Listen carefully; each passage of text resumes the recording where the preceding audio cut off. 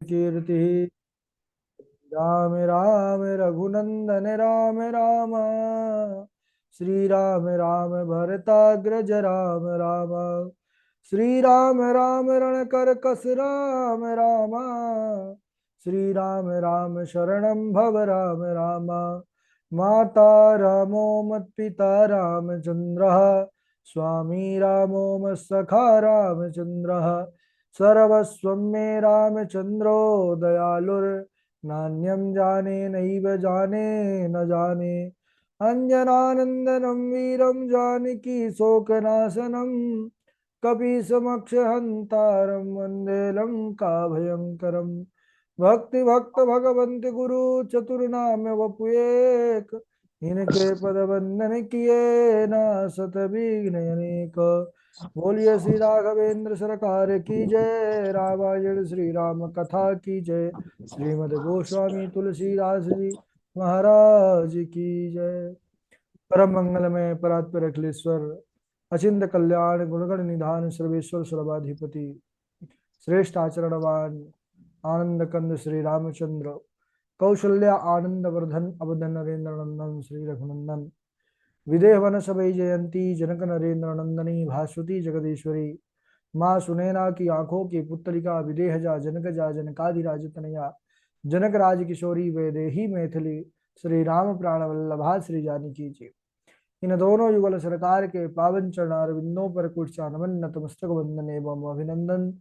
तीनों मैया चारों भैयाओं के चरणों में कोटि कोटि प्रणति। अनंत बलवंत गुणवंत श्री हनुमान जी महाराज के पावन चरण कमलों पर कोटि कोटि प्रणति। समस्त भूतादिक सिय राम मैं सब जग जानी। करहूँ प्रणाम जोरि जुग पानी। हम सबका यह परम सौभाग्य कि श्री राम कथा मंदाकिनी पर अवगाहन करने का जीवन में शुद्ध सौभाग्य प्राप्त कर रहे हैं। श्री राम कथा तैयारी का पावन विचार संकल्प लेकर के हम और आप सब एक स्थान पर एक साथ जुड़ करके और इस प्रभु श्री राघव जी के चरित्र पर प्रवेश किए।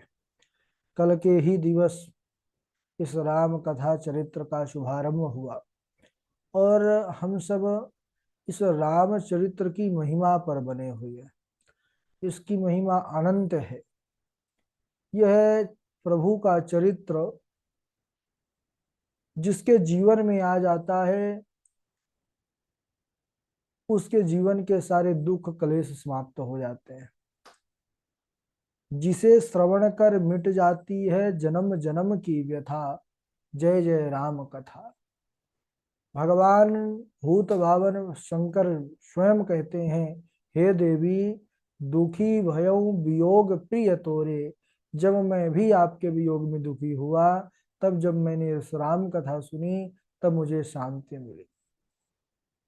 राम जी का चरित्र का कोई पारावार नहीं है। नाना भांति राम अवतारा। रामायण सत कोटि अपारा। संसार में राम कथा की कोई सीमा नहीं है क्योंकि प्रभु का चरित्र और प्रभु स्वयं अनंत है। 100 करोड़ कहें या फिर अनंत कहें। कहते हैं इतनी रामायण है 100 करोड़ से ज्यादा, फिर भी तुलसी जी रामचरित्र इस राम कथा को लिख रहे हैं तो कोई ना कोई कार्य कोई ना कोई कारण तो अवश्य होगा।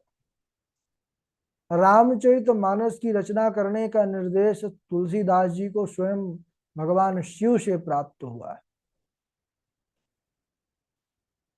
कहते हैं कि एक बार देवर्षि नारद लोकों में भ्रमण करते करते पहुंच गए सत्यलोक, जो उनके पिताजी का धाम है। सत्यलोक है ब्रह्मा जी का लोक। तो सत्यलोक में जब पहुंचे और गए तो ब्रह्मा जी के चरणों में प्रणाम किया। बड़े बड़े ऋषि मुनि वहां सब बैठे थे। वेद भी मूर्तिमान खड़े हुए थे और ब्रह्मा जी से उन्होंने निवेदन किया कि हे प्रभु अब घोर कलयुग आने वाला है। इस कलयुग में मनुष्य पाप कर्म में रत हो जाएंगे, पुण्य से दूर हो जाएंगे और पाप कर्म में लीन हो जाएंगे। सत्य भाषण से विमुख होकर के केवल मिथ्या ही बोलेंगे, दुराचार में प्रवृत्त हो जाएंगे, दूसरों की निंदा करेंगे, दूसरों का धन हड़पेंगे, सभी की बुद्धि जो है भ्रष्ट हो जाएगी। इन लोगों का परलोक कैसे सुधरेगा, यह बतलाइए। ब्रह्मा जी बोले कि हे नारद, पूर्व काल में यही प्रश्न एक बार माता पार्वती ने भगवान शिव से किया था, श्री राम तत्व की जिज्ञासा को लेकर के। तब उन्होंने, महादेव ने अपनी प्रिया महादेवी से इस गूढ़ रहस्य का वर्णन किया। वह गूढ़ रहस्य क्या है? यही रामायण है, श्री राम जी की कथा है। अरे रची महेश निज मानस राखा, पाई सुसमय शिवासन भाखा। रचि महेश यानी रचयिता तो महादेव ही है, और इसको अपने मन में रखे और अवसर आने पर उन्होंने यही कथा जो है भगवती से कहा। तुलसीदास जी महाराज जिनके द्वारा आज जगत में वही चरित्र प्रकाशित होकर के लोगों को, जीवों को श्री राम के सम्मुख कर रहा है।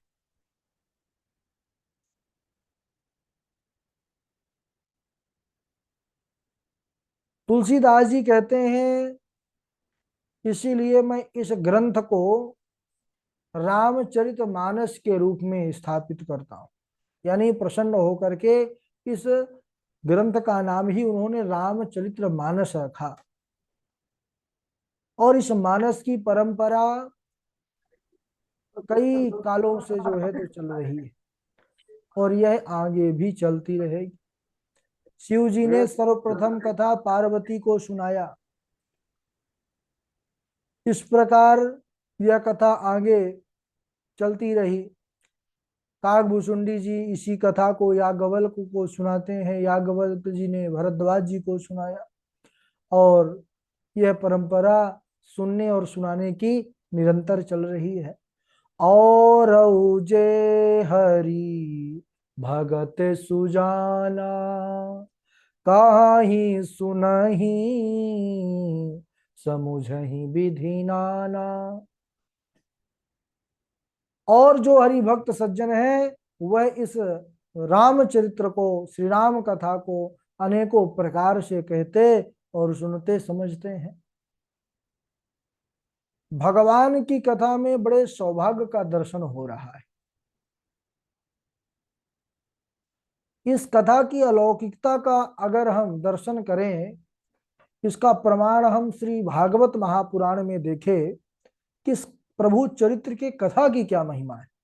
आप सब भागवत भी सीखे तो उसमें प्रारंभ में ही हम क्या जो है तो कथा सुनते हैं कि इस भागवत की महिमा में जब कथा सुनने की इच्छा लेकर के देवता लोग अमृत का कलश लेकर के आए कि हम बदला कर लेंगे, अमृत देकर के कथा अमृत ले लेंगे, तब सुखदेव मुनि ने उनको डांट फटकार करके भगा दिया, क्योंकि वह लेन देन की जो है बुद्धि लेकर के आए थे। तो यह कथा, प्रभु का जो चरित्र है, यह तो केवल और केवल भक्ति से ही प्राप्त होता है और भगवान की विशेष कृपा से प्राप्त होता है। यहाँ पर विनिमय की दृष्टि से जो आता है वह देवता ही क्यों ना हो, वह दुत्कार करके भगा दिया जाता है। और हम सबका कितना बड़ा सौभाग्य है कि जिस कथा को देवता भी अमृत के बदले नहीं ले पाए, और आज हम सब जीवन में इसको पढ़ने का उद्देश्य लेकर के, इसको कहने का उद्देश्य लेकर के एक साथ जुड़ करके और इस चरित्र को सीख रहे हैं। मनुष्य योनि में जब परमात्मा की विशेष कृपा होती है, तब जाकर के ही इस राम कथा यात्रा में सबको सही यात्री बनने का अवसर मिलता है। कहते हैं ना कि राम नाम गंगा बही चली जाए, उसमें कोई कोई नहाए। राम कथा चरित्र रूपी गंगा तो निरंतर बह रही है, लेकिन इसमें कोई विरला ही नहा पाता है, स्नान कर पाता है। अच्छा, इस कलिकाल में प्रायः एक चर्चा सब जगह पर हम सुनते हैं कि यह कलयुग है, जो करेंगे वह भरना पड़ेगा, चुकाना पड़ेगा। और कलयुग में भजन साधन एकदम सरल नहीं है। जप तप व्रत अनुष्ठान करना इतना आसान नहीं है, क्योंकि प्रत्येक युग में साधना की पद्धति भी बदल जाती है। हमारे इस संसार में व्यवस्था के रूप में विधाता ने 4 युगों का निर्माण किया: सतयुग, त्रेता, द्वापर, कलयुग। तो सतयुग में जो साधना की पद्धति थी वह ध्यान की थी। ध्यान के द्वारा भगवान को प्राप्त करते थे लोग कई कई हजार वर्षों तक। त्रेता में जो साधना की पद्धति थी वह बदल करके यज्ञ में परिवर्तित हो गई। ध्यान से बड़े बड़े यज्ञ होते थे। अभी अभी आगे बढ़ेंगे तो देखेंगे कितने यज्ञों और कैसे दानव निशाचर लोग इस यज्ञों में विघ्न बाधा डालते थे। इसके बाद द्वापर में जो साधना की पद्धति थी यह मूर्ति पूजा के रूप में आई। और कलयुग में तो व्रत साधन बहुत कठिन है, क्योंकि बाबा गोस्वामी तुलसीदास जी भी स्पष्ट कर रहे हैं, एही काली काल न साधन दूजा, जोग जाग जप तप व्रत पूजा। यही कलिकाल न साधन दूजा। इस कलिकाल में कोई दूसरा साधन नहीं है राम नाम के सिवा। उन्होंने यहाँ पर कहा है योग जग जप तप व्रत पूजा, ये 6 कर्म कलयुग में बड़ा कठिन है। श्री तुलसीदास जी ऐसे युग दृष्टा संत हुए जिन्होंने 500 वर्ष पहले ही लिख दिया, क्योंकि जप तप व्रत करने वाले, अनुष्ठान करने वाले वही ही जानते हैं कि यह हो भी रहा है तो कितनी कठिनता से हो रहा है, कितना इसमें बल लग रहा है। तो किसी ने पूछा कि तो कलयुग में प्राणियों को क्या करना चाहिए सरलता से वह भगवान के उस स्वरूप को पहचान पाए, भगवान का बन पाए। तब बाबा जी कह रहे हैं कलिकाल में तो बस राम ही सुमेरिया गाय राम ही, संतत सुनिया राम गुण ग्राम ही। राम ही सुमरिया गाई राम ही, संतत सुनिया राम गुण ग्राम ही। कलयुग में सबसे सरल साधन है बंधु माताओं, भव से पार होने का एक सहज उपाय है, राम जी को ही सुमरिए, राम जी को ही गाइए।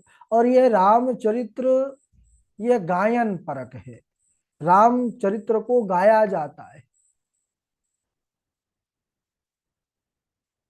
इस राम कथा की पद्धति ही गाने और सुनने की है, क्योंकि यह कथा प्रथम दिवस में विशेष रूप से इस कथा की महिमा को हम सब कहते सुनते हैं। तो इस महिमा में यह भी आता है कि भाई कथा को क्यों गाएं, क्यों सुने, कथा क्यों गाएं, क्यों सुने, क्यों करवाएं, इसका लाभ क्या है, प्रयोजन क्या है, उद्देश्य क्या है। ऐसे बहुत सारे मन में प्रश्न आते हैं जब हम इस तरफ बढ़ते हैं। और यह भी प्रश्न आता है कि कथा चरित्र तो वही है 9 दिनों की, लेकिन फिर बार बार, साल में 2-4 बार, जीवन में कई बार क्यों सुना जाए इस कथा को। वही तो कथा है, वही पोथी है, वही अक्षर है। और फिर रामचरित्र रामायण को तो हम एक श्लोक में भी, एक श्लोकी रामायण का पाठ करके इसको, इसका पाठ कर सकते हैं। आदौ राम तपोवनादिगमनम हत्वा मृगम कांचनम वैदेही हरणम जटायुमरणम सुग्रीव संभाषणम बाली निर्दहरणम समुद्र तरणम लंकापुरी दाहनम पश्चात रावण कुंभकर्ण हरणम एतद्धि रामायणम। हो गई रामायण। जब एक श्लोक में रामायण हो सकती है तो फिर 9 9 दिनों बैठ करके इस कथा को क्यों कहते हैं, क्यों सुनते हैं जीवन में कई बार। तो इस कथा को निरंतर क्यों सुनना चाहिए, इसका वैज्ञानिक कारण हम समझने का प्रयास करते हैं। क्योंकि यह कलिकाल है, इसमें विज्ञान परक जो बात होती है उसको ज्यादा प्रमाण और ज्यादा जो है सुना जाता है। देखिए, जो बाबा तुलसीदास जी हैं, यह भी बड़े जो है ज्ञान और विज्ञान को जानने वाले हैं। उन्होंने तो मंगलाचरण में सबसे बड़े विज्ञानी को प्रणाम किया है। वंदे विशुद्ध विज्ञानौ कपीश्वर कपीश्वरौ। यहां पर उन्होंने केवल विज्ञानी शब्द का प्रयोग नहीं किया, विशुद्ध विज्ञानौ कहा है। यानी विशुद्ध विज्ञानी कौन है? आदि कवि वाल्मीकि जी। इन्होंने विश्व का पहला ग्रंथ का निर्माण किया। विश्व का, जगत का, संसार का जो पहला ग्रंथ है वह वाल्मीकि रामायण है। इसके पहले कोई ग्रंथ नहीं था। पहला श्लोक जो प्रकट हुआ वह वाल्मीकि जी के मुख से हुआ। और इसको हम अगर लौकिक व्यवहार के रूप में देखें तो देखिए, विज्ञान का नियम है, शरीर विज्ञान का, कि जो कान मार्ग से प्रवेश होता है वही मुख मार्ग से निकलता है। जो हम सुनते हैं वही फिर मुख से आता है। तो जब हम भगवान के प्यारे प्यारे चरित्र सुनेंगे, सुंदर सुंदर वचन सुनेंगे, सुंदर शुद्ध प्रभु श्री राम जी का आचरण व्यवहार सुनेंगे, तो फिर वही हमारे मुख से प्रकट होगा। यहाँ से सुनेंगे राम नाम तो यहाँ मुख से भी राम निकलेगा। और यहाँ से प्रपंच सुनेंगे संसार का, है, दुनिया के जो है, अगर हम बातों को सुनेंगे तो वही फिर हमारे मुख से भी आएगा। ऐसा होता है। आप किसी चित्र को देख करके, जैसे टीवी सीरियल आदि चलता है, उसमें कोई बात ऐसी हो या कोई गाना उसमें ऐसा बज रहा हो जो आपको सुनने के बाद अच्छा लगा, तो फिर वह क्या होता है, सुनते तो कान से हैं लेकिन मुख से फिर उसको गुनगुनाते रहते हैं। ऐसे ही जब प्रभु राघव के चरित्र हम क्यों सुनना चाहिए, इसका कारण ये है कि जितना सुनेंगे वही फिर हमारे मुख से निकलेगा। और भगवान की कथा जब सुनेंगे तो भगवान की कथा ही मुख से निकलेगा। और अगर मुख से निकल गया तो निश्चित रूप से भगवान कल्याण कर देंगे जीवन का, है ना। अरे जय जय राम कथा, जय श्री राम कथा, जिसे श्रवण कर मिट जाती है जन्म जन्म की व्यथा। वो जय जय राम कथा, जय श्री राम कथा। तो यह राम कथा वही है जिससे के सुनने मात्र से जीवन की व्यथा यानी दुख समाप्त हो जाता है। ये भजन की बस पंक्तियां नहीं है। जब हम रामचरित्र पर दृष्टि डालते हैं, जब उस समय की अगर चर्चा करें, जब माता सीता अशोक वाटिका में थी और वह बड़ी दुखी थी, लेकिन जब हनुमान जी महाराज ने रामचरित्र मुद्रिका डालने के बाद रामचरित्र गाया, तो वहां पर बाबा जी स्पष्ट लिखते हैं, सुनतहि सीता कर दुख भागा। सुनतहि सीता कर दुख भागा। यहाँ पर दुख गया नहीं लिखा, दुख जाया नहीं लिखा, भागा लिखा है। क्यों? जाने में और भागने में कितना अंतर है। जाया जाता है धीरे धीरे, लेकिन भागा कैसे जाता है? एकदम तेज। कहते हैं ना, जब कोई आता है तो भाई भाग करके आओ, यानी एकदम दौड़ करके आओ। तो दुख भी सी सुनत ही सीता कर दुख भागा। दुख भी जीवन के पल भर में गायब हो जाते हैं। और हम सब रहते कहाँ हैं? संसार में रहते हैं। इसका दूसरा नाम क्या है? दुखालयम अशाश्वतम। दुखों का घर है, दुखालय नाम है। यहाँ पर तो दुख ही दुख है। सब दुखी है, कोई सुखी नहीं है यहाँ पर। केवल जो भगवान के चरणों का चिंतन करता है निरंतर, उसे छोड़ करके संसारी सब दुखी हैं, क्योंकि संसार दुख रूप है। तो सब दुखी हैं, तो क्या करना चाहिए? जहां से सुख आए वो काम करना चाहिए। तो दुख जाएगा तब तो सुख आएगा। और दुख जाता कहाँ से है? सुनत ही सीता कर दुख भागा। जब रामचरित्र को सज्जनों सुनेंगे, तभी जीवन का दुख दूर होगा, तभी यह दुख भागेगा। रामचरितमानस को पढ़ा नहीं जाता, इसको गाया जाता है। ये गायन ग्रंथ है। बाबा तुलसीदास जी जो भी लिखे हैं, चाहे वह श्लोक हो, चौपाई हो, सोरठा हो, छंद हो, वह सब लयबद्ध है, राग रागनियों में गाने योग्य है। यह गायन ग्रंथ है। अच्छा, मन में प्रश्न उठता है कि बार बार कहा जा रहा है गायन ग्रंथ है, हमसे तो गाना नहीं आता, कभी गाए नहीं है, तो क्या अब हमारे लिए नहीं है? बोले नहीं भाई, आप भी गाइए। गाना आता नहीं है तो फिर भी गाइए। क्यों? चाहे कहते हैं भाय कुभाय अनकाल सहु, नाम जपत मंगल दिशि दसहु। कैसे भी गाइए, राग नहीं है, भाव तो है, भाव से गाइए। और निश्चित रूप से प्रभु राघव की कृपा से जो है जीवन का कल्याण हो जाएगा। इस प्रकार इस रामचरित्र की बड़ी भारी महिमा है, और हम सब महिमा पर बने हुए हैं। निरंतर भी चलती रहेगी महिमा। और आज यहीं तक। बोलिए श्री राघवेंद्र सरकार की जय। अभी आप लोग का शुभारंभ हुआ है, इसलिए थोड़ी थोड़ी करेंगे, क्योंकि चौपाइयों को, श्लोकों को याद भी करना है। सुन करके बस आनंद तो आता है, लेकिन जब वह चरित्र और चौपाई कंठस्थ हो जाएंगे तभी आनंद आएगा। अब कल वाली जो चौपाई श्लोक जो याद की किए हो आप लोग, वही सुनाइएगा। पढ़ करके देख करके नहीं सुनाना है। ये नियम सब पर लागू होता है, ये याद रखिएगा। सबसे पहले चौपाई श्लोक जो भी तैयार हो, इंदु पराशर जी सुनाएंगे। उनके बाद तनु शर्मा जी, रजनीश शुक्ला जी, और उद्धव जी, नेहा जी, और व्योम शर्मा जी, पूर्वी किशोरी जी। चलिए, स्वागत है आपका।